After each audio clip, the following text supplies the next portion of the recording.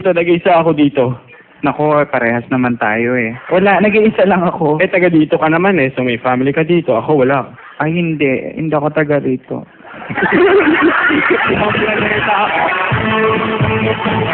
Okay! Eto, sikat at sikat mga pamilya. Alam niyo ba, nung una lumabas to dito na Pukyaw, napaka-stand SRO ang show niya sa Metro Bar. Ganun katindi, tama ba yan?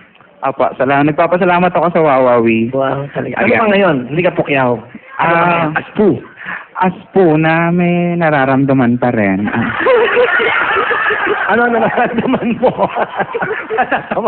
Ano nararamdaman mo? Tao ka pala, tao. Oo, na masaya pala. Ito, maganda. Alam niyo, hindi niyo napapansin. Si Puho, hindi dinadala to. Puho, ito rin, sabihin mo sa kanila. Ito rin pagkakataon, Puho.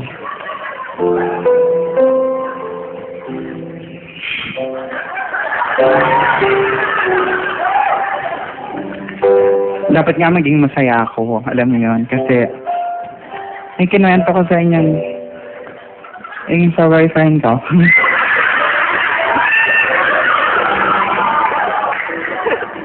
Nagkabalikan na kami.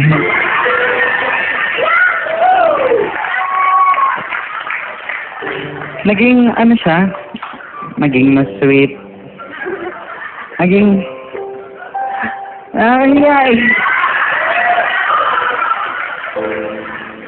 ang dami niyang, alam mo yan, naging matulungin na siya lalo ngayon. Nagbaga na siya.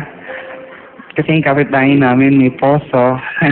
Mag-iigib kami, dalawa kami. Nakatuwa kasi matulungin na siya. Katanayan nga siya yung magbobomba. Alam mo yan. Pero ako yung magbubuhat ng mga anak. Pero okay lang naman yan kasi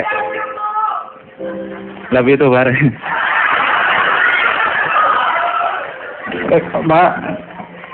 Masaya kasi kung noon pork chop, ketchup yung kinakain ko.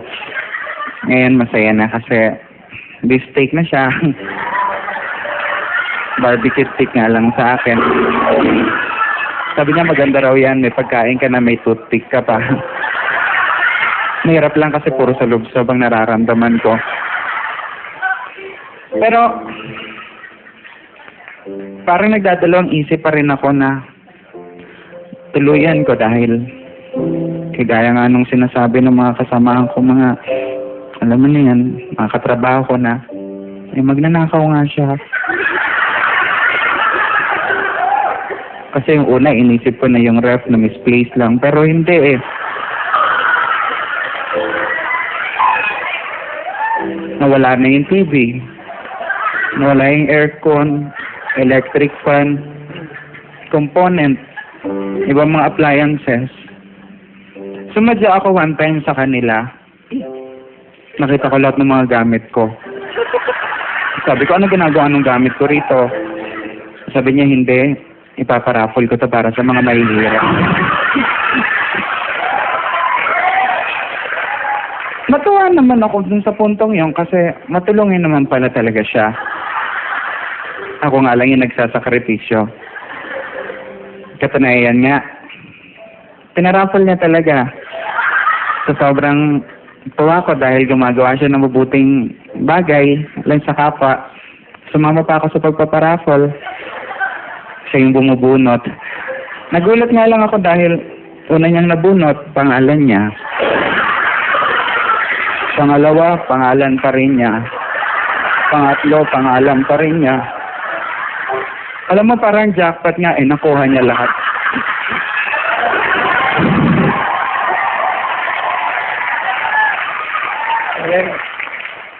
Hindi ko naman makuha ang umangal kasi valid, kasi may DTI representative. At yun yung nanay niya. Kaya sabi ko, naghiwalay na tayo ulit.